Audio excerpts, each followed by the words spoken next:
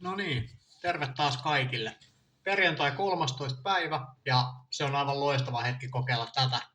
Eli One Chip Challenge 2024.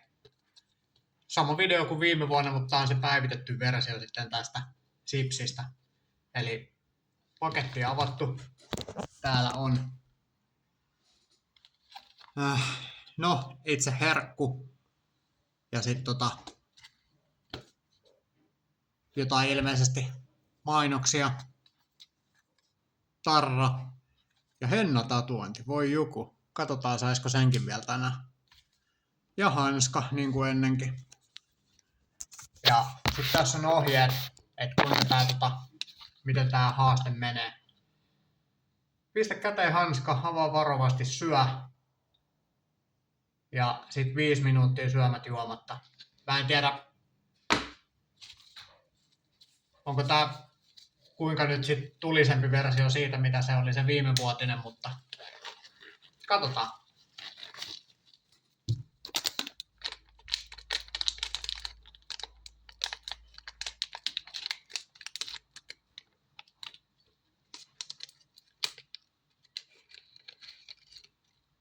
No okei.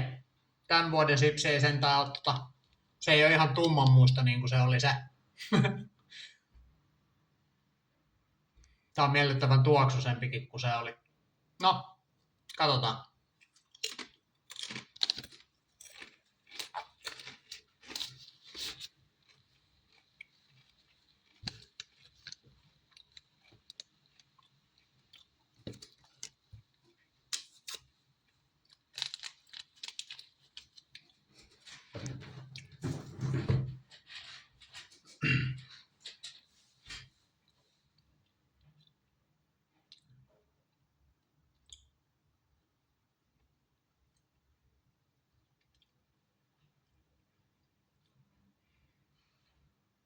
On tääkin tulinen, mutta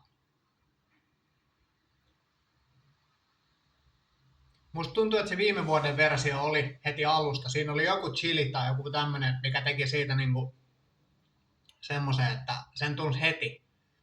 Siis siinä oli semmonen väkevä polte. Tässäkin on polte, mutta vähän eri tavalla. Nämä sipsithän taidettiin itse asiassa yhdessä vaiheessa vetää markkinoilta sen takia, koska näihin kuoli viime vuonna joku. Ja mä en nyt sit tiedä, että onko tästä tehty niinku kevyempi vai onko tää semmonen, että mä nyt puhun ihan turhaa ja kohta tää potkii niin, että lähtee taju.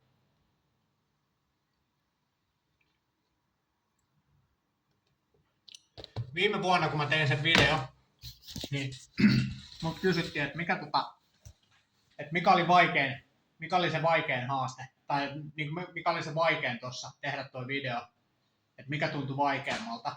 Niin se on 100% varmuudella tää hetki, mitä nyt on, kun mä joudun keksimään jotain small talkia, ettei se vaan näytä siltä, että mä tuijottaisin kameraa. Ja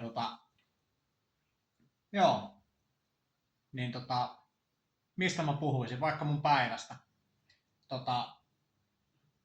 Otin lyhyemmän työpäivän, mulla oli tässä 5 viikon treenikalenteri, minkä mä olin tehnyt itselleni, ja se oli pikkasen liikaa. Mulla oli siis silleen, että joka toinen päivä lenkki ja joka toinen päivä sali 5 viikkoa putkeen, ja nämä tapahtui silleen työpäivän jälkeen.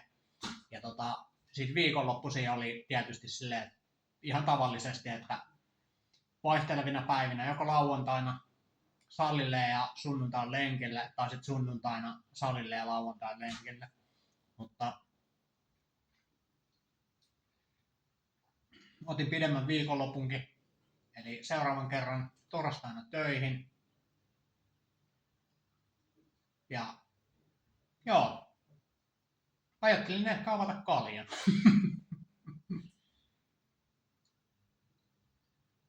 Joo. Sen enempää mulla ei varmaan small talkia ole, mutta se tuntuu tyhmältä, jos mä jätän tän vaan niinku tällä, että mä tuijotan kameraan. Viime vuonna tää oli paljon pahempi. Ei kysymystäkään.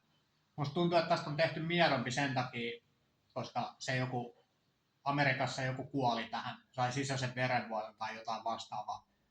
Kun, siinä oli sitä tiivistettyä kapsaiinia siinä sipsissä. Mä en tiedä, onko tässä.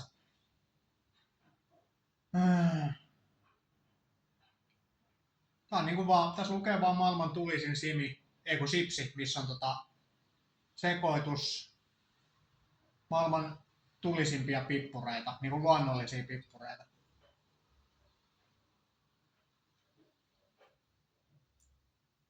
Niin se voi olla, että tästä on otettu se tiivistetty kapsaiini pois, mikä teki tästä niinku, no tämmösen. Eli jos tätä pitäisi kuvailla jotenkin, niin jos olet syönyt esimerkiksi niitä poppamiehen habanero-sipsejä, niin tää on vähän niin kuin ottaisit kourallisen niitä. En osaa sanoa. Mutta tää ei todellakaan ole sitä samaa luokkaa, mitä se viimevuotinen. Tää on sinänsä vähän pettymys, koska mä ajattelin, että tästä videosta tulisi vähän viihdyttävämpi. Mutta ei tästä tule edes hikipintaa. Olisinpa kattonut milloin laitoin ton tai siis niinku missä vaiheessa mä söin ton sipsi. Mut mulla on vähän epäilys siitä, että odotimme tässä 5 minuuttia tai vartin, niin tää ei tästä oikein muutu.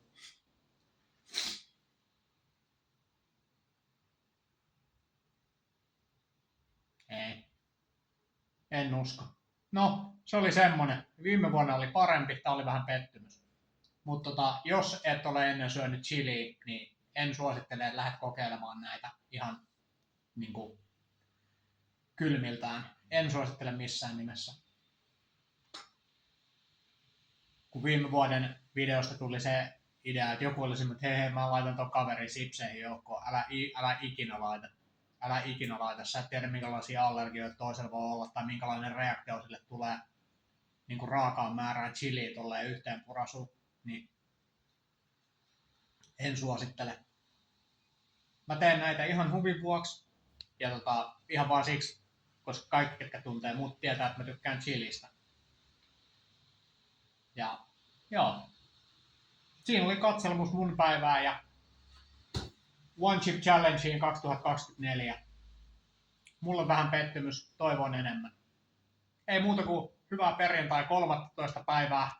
Nähdään.